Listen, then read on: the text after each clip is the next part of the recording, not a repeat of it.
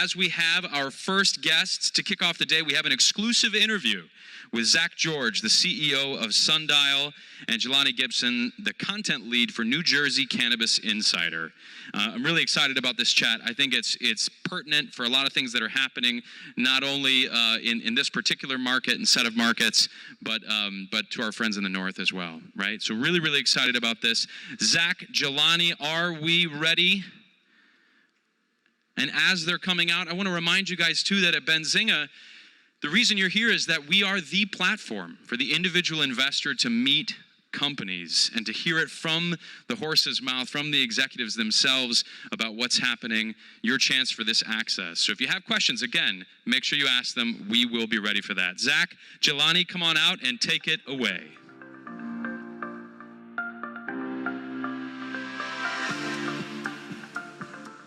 Should we sit together here? Yeah. Let's go for it.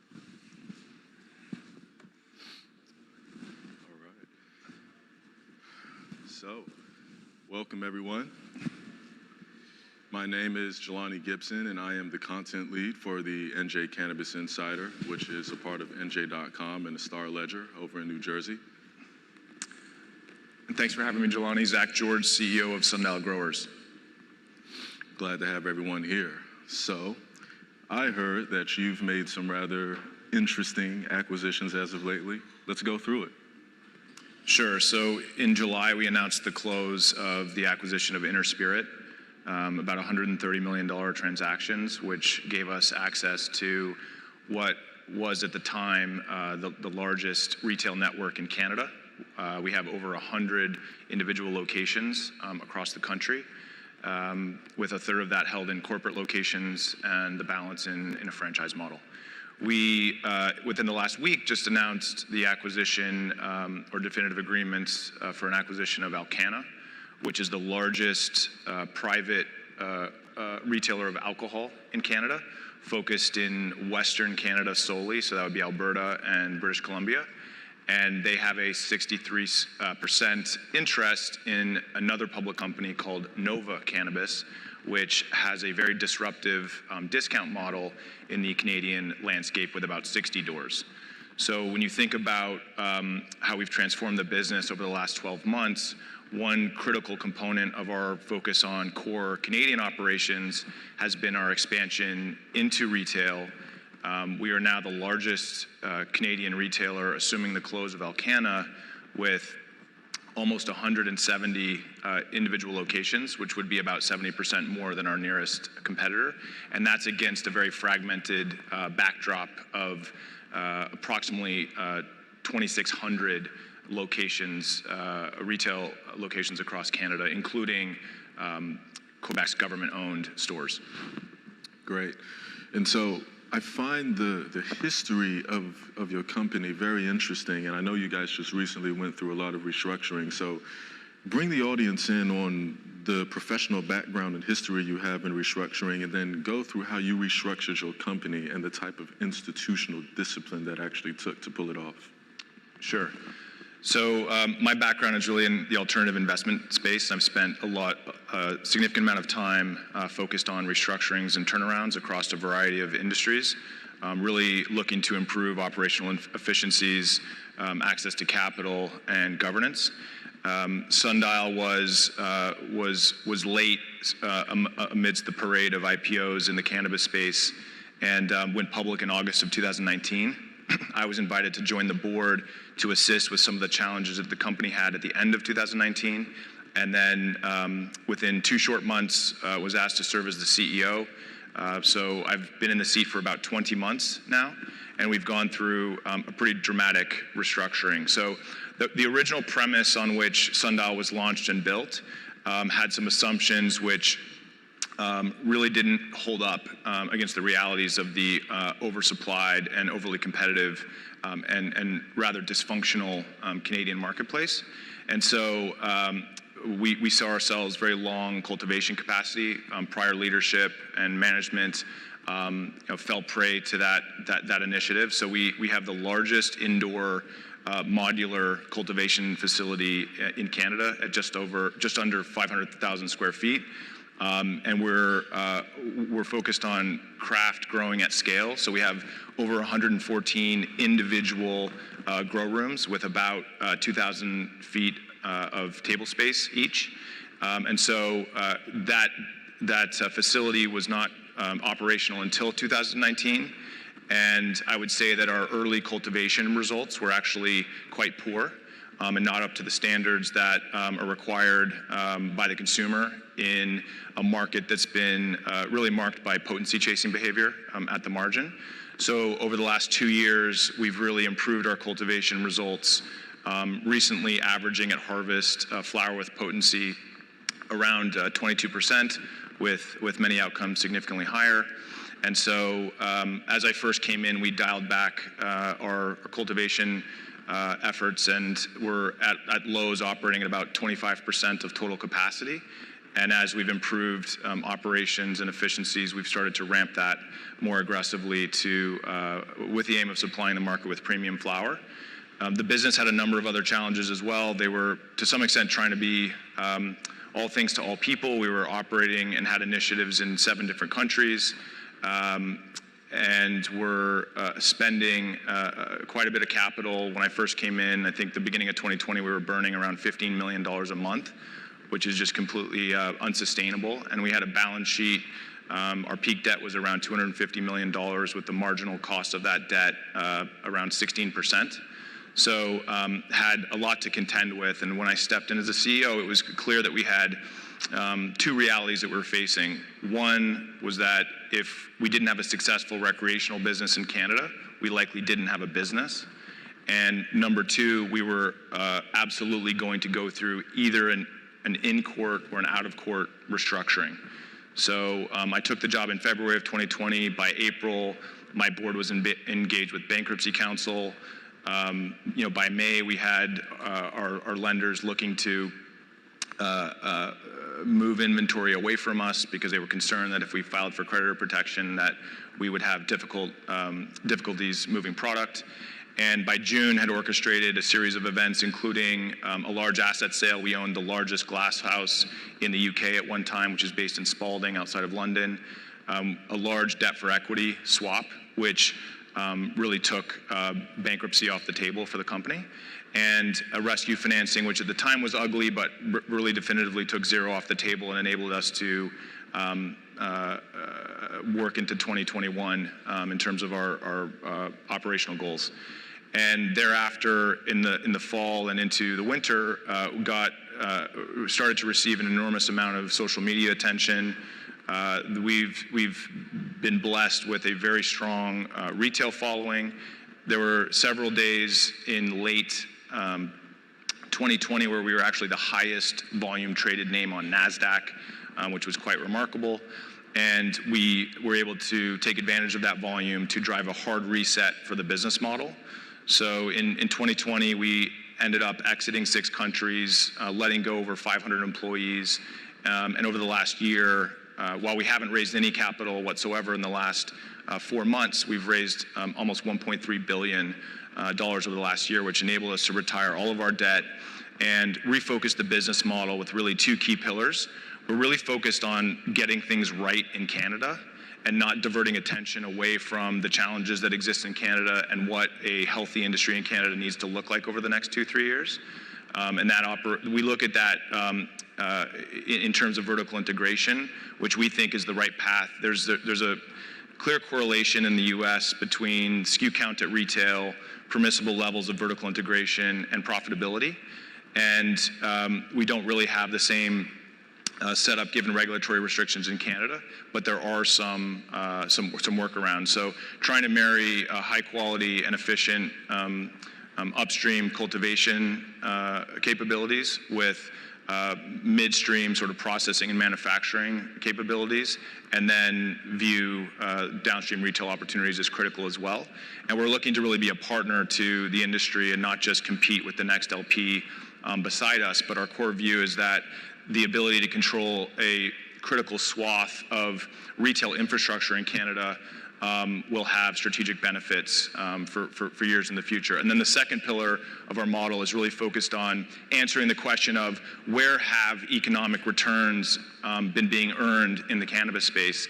And I think hands down, the data will tell you that it's really been the suppliers of capital that have earned the lion's share of economics in the space thus far. And so when you think about the lack of institutional and banking support broadly in North America, it's created a very interesting opportunity for secured lending and structured credit. And so we have deployed over $300 million into a select number of high quality transactions where we're lending on a secured basis against balance sheets that are levered 3 times or less. And we've been able to earn IRRs in the mid-teens in doing so. So our model has been quite materially transformed even over just the last 9 months. And what you're starting to see the semblance of that's coming through our quarters is the marriage of these two pillars with margin-rich cash flow, buffering the cash consumption that still exists in our core cannabis business. And I'm very excited to be able to look at the next several quarters for ourselves and our competitors and really see the marketplace move away from a very crude and rote analysis based on revenue and top line analysis only, and really start to focus in more on free cash flow generation and cash consumption. And as you can see, some of the larger LPs in Canada are burning north of $100 million a quarter. Which we don't think is the right approach to the business. And so just trying to do things very differently.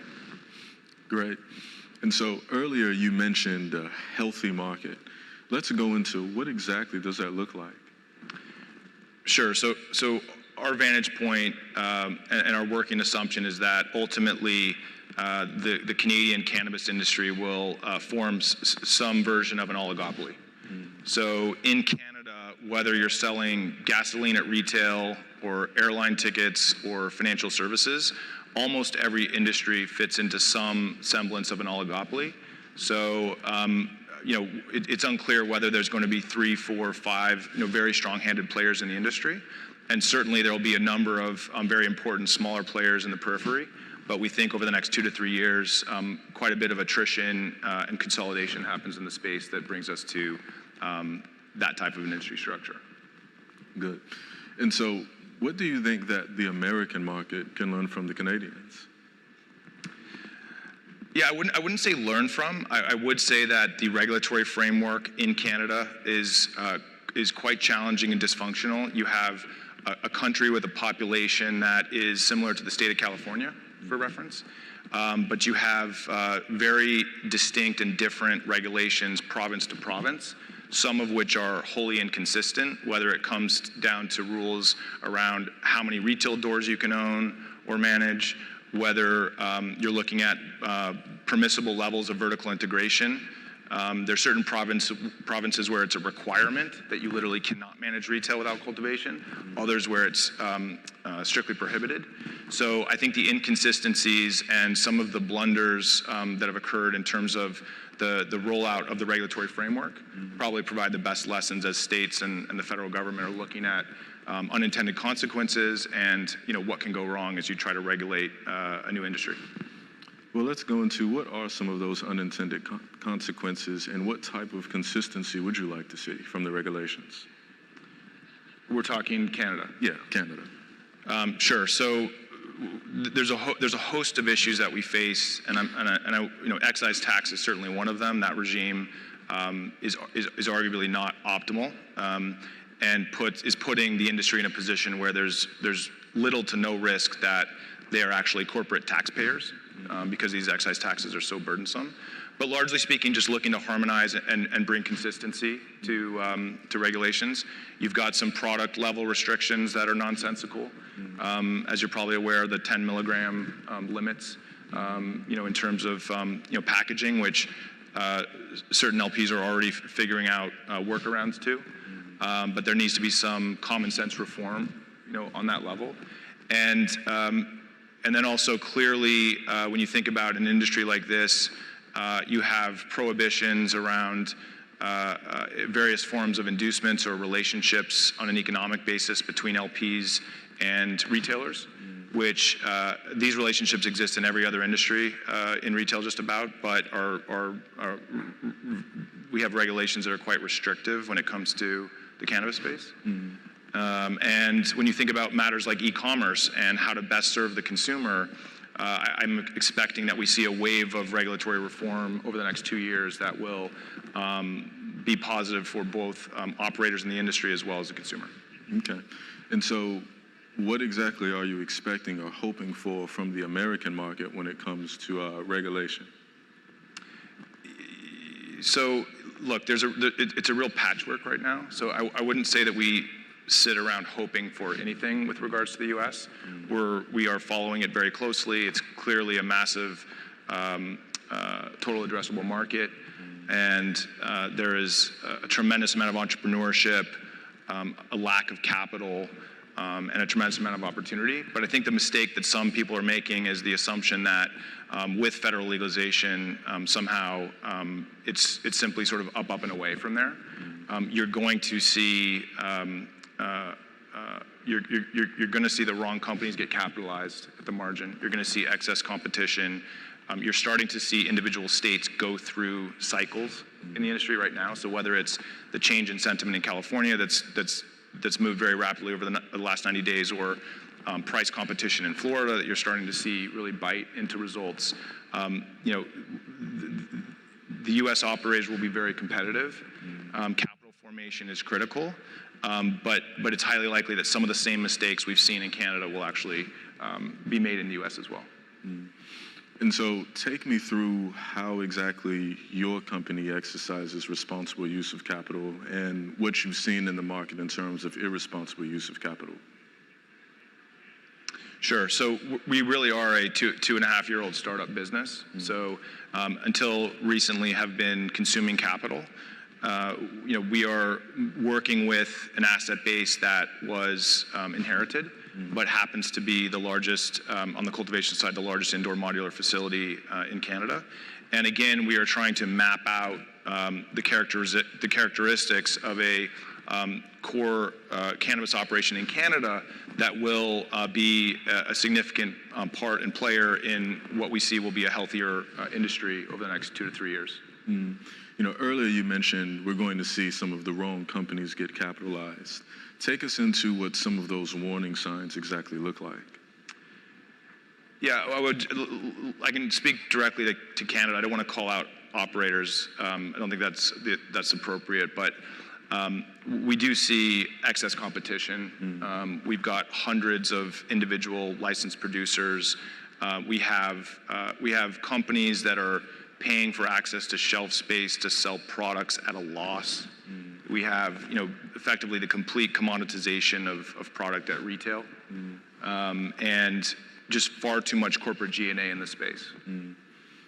Earlier when we talked, you often mentioned that companies that sometimes receive too much capital as opposed to companies that receive the right amount of capital. The companies that end up receiving the right amount of capital end up being a little bit more disciplined. Go into that a little bit. Yeah, I think the conversation we had was just remarking on some of the tenacity and success that some of the smaller operators have had. And my comment was simply that, somewhat counterintuitively, that the smaller teams and businesses that have been strapped for cash, haven't had access to capital, have had to bootstrap their operations, have actually had tremendous early success. And this is a broad brush, but some of the companies that have had the most access and best access to capital have made some of the worst capital decisions possible. So perversely, in some ways, being financially insecure or lacking that consistent access to capital has actually been a competitive advantage for certain small firms. All right, and it looks like we're coming up on 2 minutes here. So the final question I have for you is, let everyone here know what's on the horizon for you guys. Yeah, so we're really excited about the 2 pillars of our business, working hard to close the most recent transaction that we announced in the last week. We believe that it'll close before the end of the year. And we'd love to see our credit portfolio grow from over $300 million today to north of $500 million in the coming months. All right, well, Thank you, everyone. And as always, Thanks, thank you. Always Appreciate a pleasure. it.